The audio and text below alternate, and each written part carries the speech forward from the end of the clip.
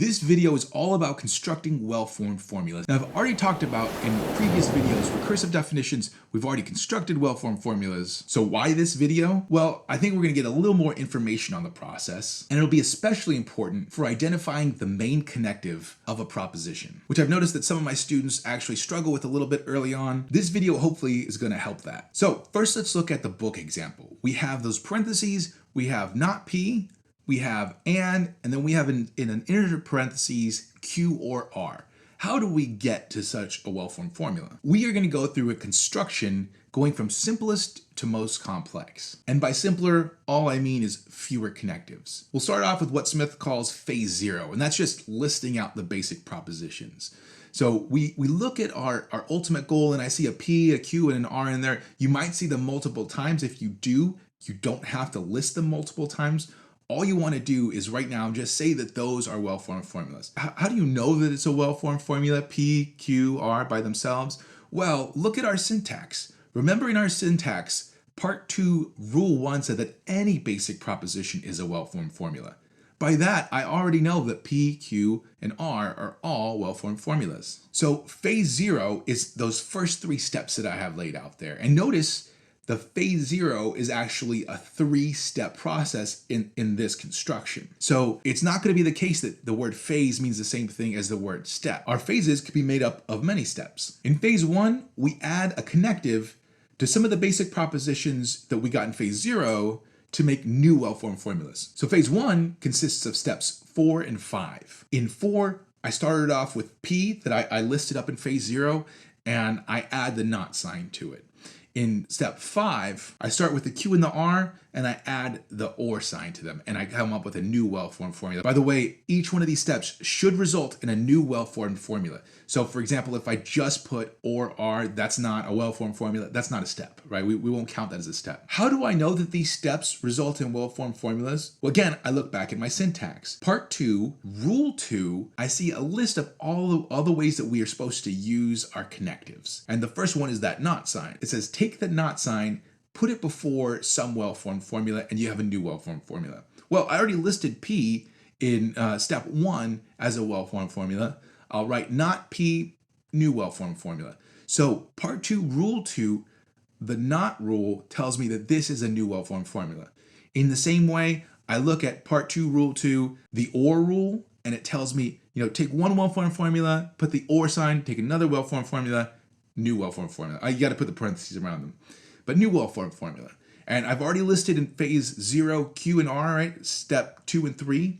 So I know that going to parentheses, Q or R is also a well-formed formula. And notice in these steps, I'm listing off not just the rule that I'm referencing, but I'm also listing off the steps where I got the different things that I'm putting into my new well-formed formulas. I didn't have to list that off for 1, 2, and 3 because I'm not taking anything from previous steps. But that's only for phase 0. For phase 1 and through however many phases you're gonna have to look back at the different steps where you get your fodder from. So that was phase 1. I've constructed 2 new well-formed formulas. Phase 2, I'm gonna take anything from phases 0 or 1, for anything from earlier phases, and I'm gonna create a new well-formed formula using a connective. Notice you're going to have to use something from the previous phase.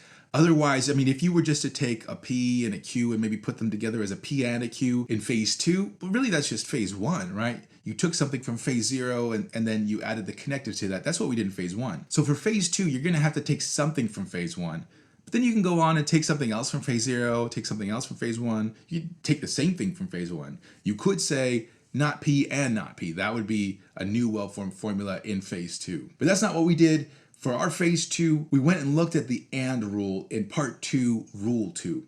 And it says just take one well-formed formula, throw an and there, and then another well-formed formula, stick it all between parentheses, you got a new well-formed formula. In phase 1, step 4, we said that not P is a well-formed formula. Step 5, we said Q or R is a well-formed formula. So that's what we did. We just slapped an and in the middle, put some parentheses around there, new well-formed formula, complete. This one, we only go to phase 2. Of course, you could keep going phase 3, phase 4, as long as you wanted to. One thing to note, you don't have to have those basic propositions in alphabetical order. That's okay, right? You could just, as long as you're listing them or even left to right order, You don't have to have them in any order. Smith says that he wants you to put it in phase 0, phase 1, phase 2 order. If you really want to, I don't know. I mean, really, you could go P, and then step 2 is not P, so that's phase 1, and then go back to phase 0 and list out QR. You could, it would be a little confusing, but what you really don't want to do is to list out something when you haven't already said one of its components is a well-formed formula. So what you wouldn't want to do, for example, is to say first not P and then later on say P. Why? Because when we look at that rule 2 from part 2, the not sign rule, it says that in order to make a well-formed formula with that not sign, you have to attach it to another well-formed formula. Not sign and alpha, right? Not sign, well-formed formula. But we don't know if P is a well-formed formula yet based on our construction. Of course, obviously, it's not too hard to figure that out. But in our construction, we haven't listed the fact that P is a well-formed formula yet.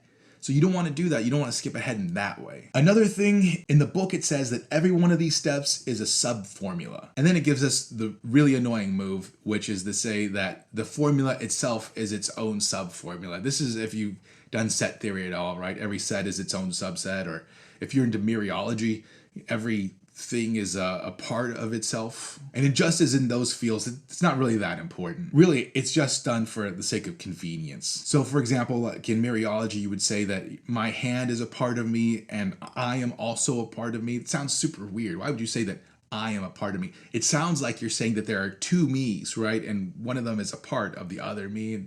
What are you talking about? No, that's not actually what you're saying. Really, it's just done for convenience sake. So it's not like you're saying that there's some new thing. Same thing here. We're not saying that there are actually two formulas here, the formula itself and some new sub-formula.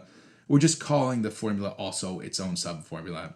I don't know. Now let's look back at our example formula, not P and Q or R. There are actually a number of connectives in this formula, but there's only one connective that we used in that last step, in step 6. We already had the not P, we already had the Q or R, and we used the and symbol in order to connect those two things together. And that's the only additional connective that we used. That and is the main connective for that formula. It's the one that you add on the last step of the construction. And for every formula, there will always be one and only one main connective. And it makes sense if you think about our rules. Each one of our rules had an alpha and possibly a beta, and you connected to those well-formed formulas just one connective on each one of those rules, either a not, an and, an or, arrow, or a double arrow. You only, in each one of those rules, you only connected one connective, and each step here is the result of applying one rule, so obviously you're only going to have one connective in that last step. Also, don't worry about, but what if I constructed a different way and like I'm going to get a different main connective? Is that a problem? Like maybe you did this construction and the or ends up being the main connective instead of the and in our example formula. Don't worry about it, not possible. And that's good because we'll never be confused about what is the main connective and which are its arguments. By the way, the word argument I mentioned it way earlier in this course. I'm sure that you've forgotten it because I haven't been using it. But the word argument just means something that goes in one of those places of the connective. And for our rules, every possible argument for these connectives are all well-formed formulas. So I've just been using the term well-formed formula. But that's what we mean by the word argument. Just something that goes in one of those slots. This property, by the way, is called unique readability. There's only one possible main connective and only two possible arguments, or for the negation sign, only one possible argument. And this is important because the main connective is going to dictate how you're supposed to read the formula. So in our example, we said that and is the main connective. Well, that word and means both of those two arguments are true. So not P is true, Q or R is true. If we by mistake said that the or was the main connective, the or means at least one of these two arguments are true. So that would be not P and Q is true or R is true or possibly both of them. Of course, the whole thing wouldn't make any sense anyway because of the parentheses. But my point is that it's important that you get the main connective correct. How do you tell what is the main connective? Actually, fairly simply. If on the outside of all the parentheses you have a negation sign, then that is your main connective. So for example, in our example, that negation sign, even though it's kind of in the front there, it's not outside of the outside parentheses, so it's not your main connective. If you were to shift it over there into the outside, that would be your main connective there. And that would say to, that P and Q or R, that whole thing is false. Instead, where it's at in our example, It's saying that not P is true and Q or R is also true. Also, if there are no parentheses at all, then the last not sign, that's going to be your main connective. So for example, like if you had not A, but that's not something I would really worry too much. Really, I wouldn't commit that to memory, because if you have not A, it's just going to be obvious that one of those knots is your main connective and can't really go wrong. But if you don't have that situation of that not sign on the outside, then it's the two-place connective inside the least number of parentheses. So in our example, the and symbol is inside those outer parentheses. The or sign is also inside those inner parentheses, so it can't be that one. It's got to be the and symbol. Now, you may say, but what about that not sign? It's also within those outside parentheses only. But remember what we said. It's the two-place connective that was within the parentheses. And a not is a one-place connective, not a two-place connective. Now, as long as we stick to the rules as we have them so far, it's always going to be the two-place connective that's within just the outer parentheses. And there's only going to be one of those. But in a few sections, we'll see that we can actually drop those parentheses just for the sake of brevity, not like we're following any rules, kind of like slang. And when we do that, now all of a sudden, it's not going to be inside of any parentheses. So that's why I say inside the least number of parentheses and not just inside of just the outer parentheses. With those rules, let's go ahead and try some constructions on 2.5.3.1 exercises. So I actually already recorded this, and I went back and I looked at it and I realized I'd blown a golden opportunity. A chance to practice determining which are the main connectives, which is, like I said, pretty important when you're doing this, and it's difficult for logic students at first, whereas the whole construction thing, not too many people go through that. So the first thing we'll do is practice identifying the main connectives, and then we'll go through the construction. Look at number one. We have not P or Q and R. What's the main connective here? The way that we determine, if you look at the bottom right corner, the way that we determine what the main connective is by asking these two questions. First, we ask, is the negation outside the outermost parentheses? No, it's not. It's attached to that not P. It's not negating the whole thing, right? It's just negating P. So it's not the main connective here. Then the next question is, which is the two-place connective inside the fewest parentheses? And that's going to be the or. When I look at the and, it's inside the Q and R parentheses, and then it's inside the outer parentheses as well. The or is only inside the outer parentheses, so the or is going to be our main connective. Let's go ahead and take that connective out and then look at the results.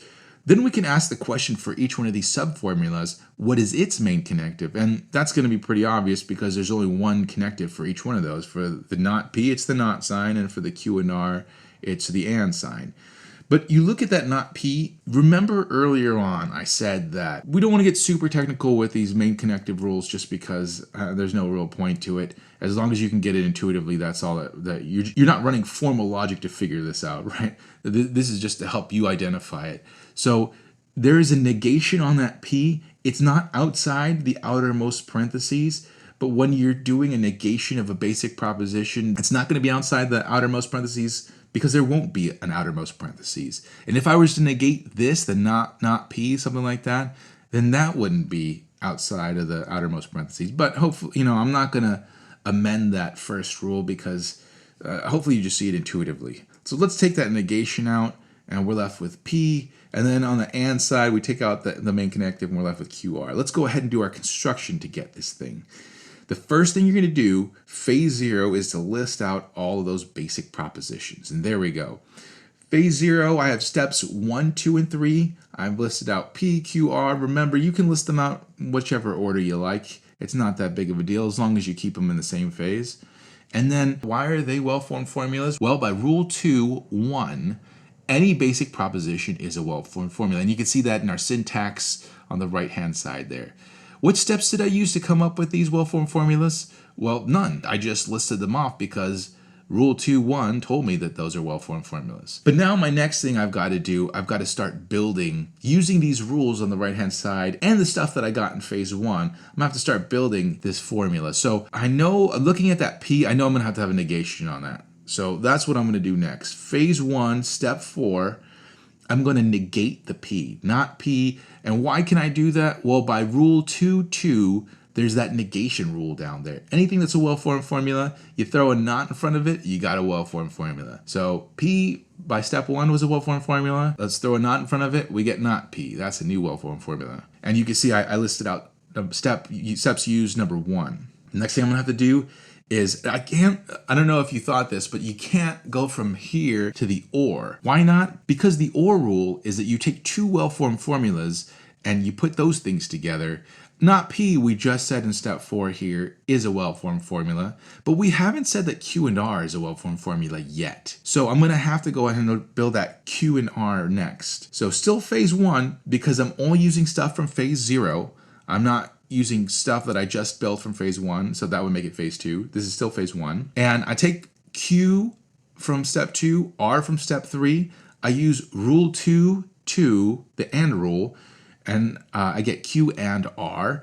Now I have my not P, I have my Q and R. Last thing I have to do, I'm taking stuff from phase 1, so this is gonna have to be phase 2, step 6, and there I go with my formula that I was looking for, not P or Q and R, by rule 2, the OR rule, using steps 4 and 5. Number 2 says it's not the case that both P and Q or R. What is the main connective here? Well, looking down at my questions, is there a negation outside the outermost parentheses? Yes, in fact, there is. So that is my main connective. Let's go and get rid of that to see what we got next. What is my main connective here between the and the or? My next question says, which is the two-place connective inside the fewest number of parentheses? And that's the and sign. The or is inside 2 different parentheses. The and is only inside 1. So let's take that, and we got P on one side. That's a basic proposition. No need to break it down any further.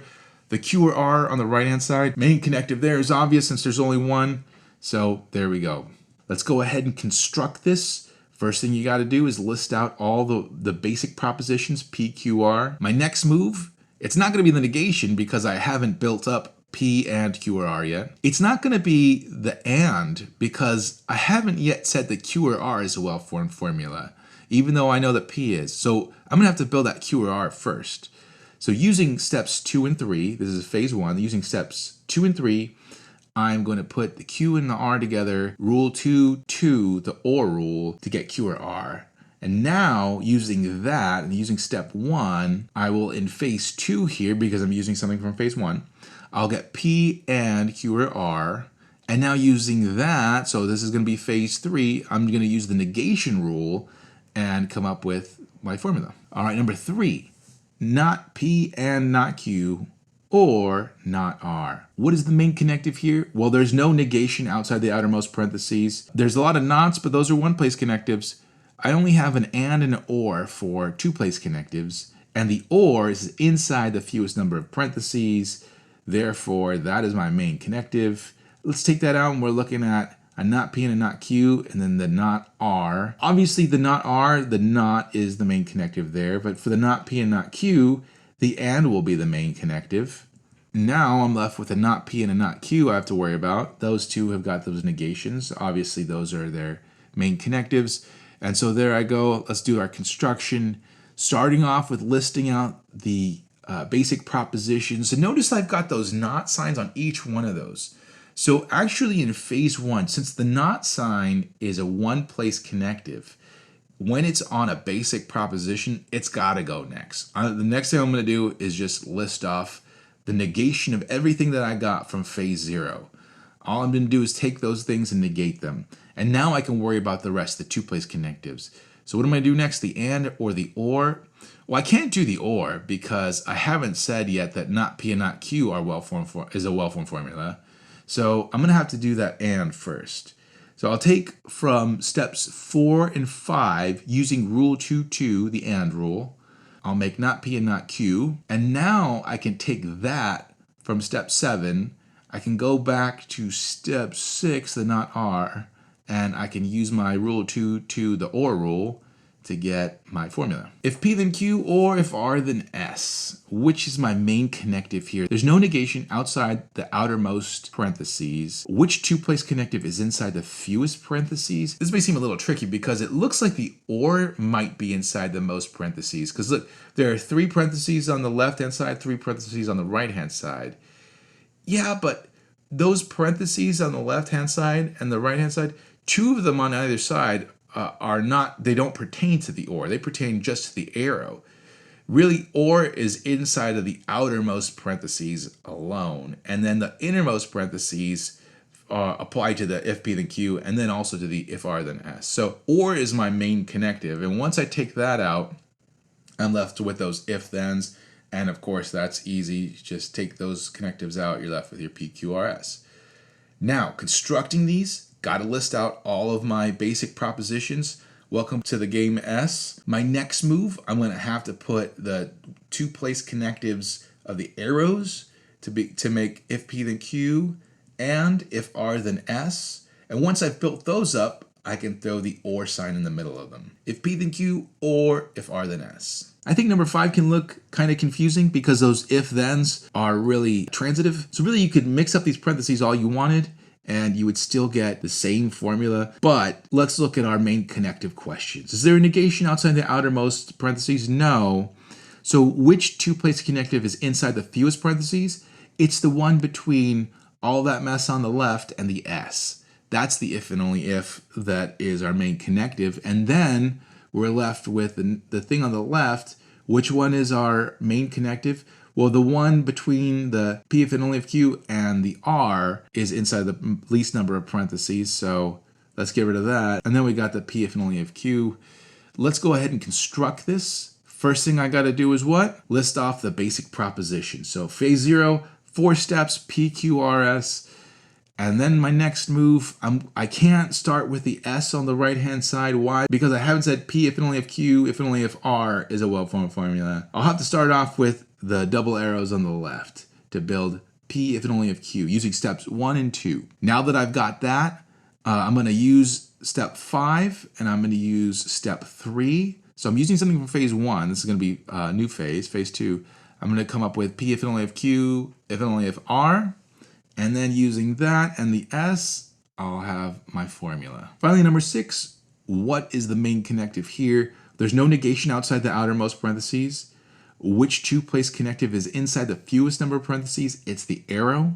Let's get rid of that arrow and we're left with this. And looking at on either side, there's no negation outside the outermost parentheses. So it's just the two-place connectives on the insides. We're left with that. The not P's, obviously, the main connective is that negation. For the not P, it is the outermost negation, though it doesn't really matter, you know? I mean, it's not like somebody can check. You're left with that not P at the bottom there, and then there's your P. So let's go ahead and construct number 6. Phase 0 is actually only going to have one step. Why? Because we only have one basic proposition. So phase 0, step 1, just P. Where do I go next? Again, remember those negations. I got to go deal with those first. So phase 1, step 2, I'm going to use the P from step 1, and I'm going to make a not P using the not rule. Now what's my next move? I do have to make that not P. So that would be phase 2, step 3. But notice the consequent on the right-hand side there, the P and not P. I've got everything that I need to make that. I have the P and I have the not P. So really, this is also going to be phase 2, P and not P. Now I have my consequent over there, but I haven't even built up my antecedent yet. So I'm going to use steps 2 and 3 to get that not P, the not P. I'm going to put those together using the and rule. This is phase 3 because I'm using something from phase 2. So now I've got my antecedent and my consequent. I've got my not P and not P from step 5. I've got my P and not P from step 4.